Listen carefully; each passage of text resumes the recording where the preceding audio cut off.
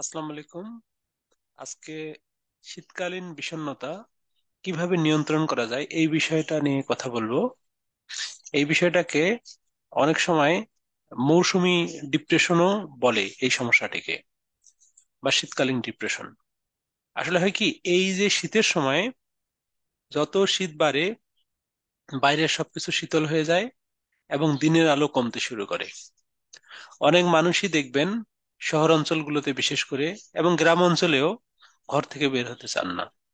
এবং সারাদিন ঘরের মধ্যে থাকার কারণে অনেকের মধ্যে মন খারাপের লক্ষণগুলো দেখা যায়। কারো কারো ক্ষেত্রে এই লক্ষণগুলো হয়তো দুই একদিন থাকে, কিন্তু কারো কারো ক্ষেত্রে এই লক্ষণগুলো বেশ জটিল হয় এবং ব্যক্তিকে অক্ষম করে তোলে। এই সমস্যাটিকে আমরা সিজনাল এফেক্টিভ ডিসঅর্ডার বলি, বা মৌসুমী ডিপ্রেশন নামে পরিচিত। মূলত এটা এক ধরনের শীতকালীন ডিপ্রেশন, কারণ শীতকালে বেশি বেশি হয়। কারো কারো ক্ষেত্রে এই সমস্যাটা বছরের কিন্তু বাকি সময়গুলোতেও থাকে।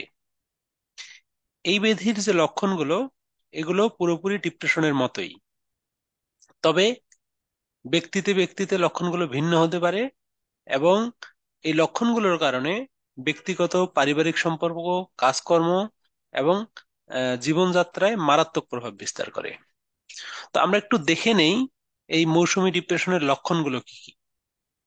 এইসব ব্যক্তির দিনের বেশিরভাগ সময় মন খারাপ থাকে, কাজকর্মে আনন্দ, আগ্রহ একদম মারাত্মকভাবে হ্রাস পায়, ঘুমের অসুবিধা হয় অথবা অতিরিক্ত ঘুম হয়, ক্ষুধা ও তৃষ্ণার পরিমাণ বেড়ে যেতে পারে অথবা একদম কমে যেতে পারে, ওজন বেড়ে যেতে পারে অথবা কমে যেতে পারে, সারাক্ষণ বিরক্তি এবং হতাশার অনুভূতি হয় এসব ব্যক্তির মধ্যে, অল্পতেই ক্লান্ত লাগে, সারাদিন শুয়ে থাকতে ইচ্ছে করে, এবং এসব ব্যক্তির কিন্তু মাঝে মাঝে আত্মহত্যার চিন্তাও আসতে পারে।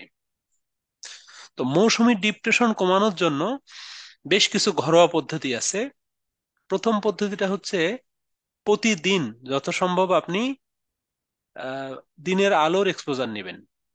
দিনের আলোর এক্সপোজারটা খুবই দরকার, কারণ যখন আপনার সূর্যের আলোটা চামড়ায় যাবে, গিয়ে হচ্ছে একটু ভিতরের ভিটামিন ডি তৈরি করবে, এটা আমরা সবাই জানি। এবং ভিটামিন ডি তৈরি করলে কিন্তু মন ভালো থাকে। আরেকটা ব্যাপার হচ্ছে এক্সারসাইজ করা। প্রতিদিন 30-40 মিনিট আমাদের এক্সারসাইজ করা খুব জরুরি। এক্সারসাইজ করলেও মন ভালো থাকে। অ্যাটলিস্ট সপ্তাহে প্রতিদিন না পারেন 3 থেকে 5 দিন মাথায় রাখবেন যে আপনার এক্সারসাইজ করতেই হবে। স্বাস্থ্যকর খাবার খাওয়ার চেষ্টা করেন। এমন খাবার খাবেন যাতে খাবারের 6টা উপাদান সমৃদ্ধ খাবারই থাকে। পরিবার এবং বন্ধু বান্ধবের সাথে এই সময় সময় কাটানোটা খুব জরুরি। যারা আপনার কাছের মানুষ, আপনাকে ভালোবাসে, যাদের দেখলে আপনার মন ভালো থাকে, যাদের দেখলে আপনার হাসি আসে, যারা আপনার ভুল কম ধরে, এইসব পরিবার এবং বন্ধু বান্ধবের লোকদের সাথে একটু বেশি সময় কাটানো দরকার। আর যে কোনো ভাবে হোক সক্রিয় থাকা দরকার। বাইরে যান, কাজ করেন, বাজার করেন। প্রয়োজনে হচ্ছে আপনার কাজকর্ম না থাকলে আশেপাশের ক্লাবে যান। ক্লাবে যেয়ে হচ্ছে আলোচনা করেন, গল্প করেন, আড্ডা দেন। আর যদি এগুলো করেও না কমে, তখন কিন্তু পেশাদার সহায়তা নিতে হবে। প্রপার একজন পেশাদারের কাছে গিয়ে আপনি সাইকোলজিক্যাল অথবা সাইকিয়াট্রিক সহায়তা নেবেন। যদি আপনার পরিমাণটা মোটামুটি মানের পর্যন্ত হয়, তাহলে শুধুমাত্র সাইকোলজিক্যাল ট্রিটমেন্ট দিয়ে এটা থেকে বের হয়ে আসা যাবে। কিন্তু এই রোগের পরিমাণটা যদি খুব তীব্র হয়, এর সাথে সুইসাইডাল আইডিয়েশন থেকে শুরু করে অনেক কিছু আসে, তখন কিন্তু আপনার মেডিসিনও লাগতে পারে। ভালো থাকবেন। আর ভিডিওটা কেমন লাগলো মতামত সেকশনে জানাবেন। প্রয়োজনে আপনি শেয়ারও দিতে পারেন। আসসালামু আলাইকুম।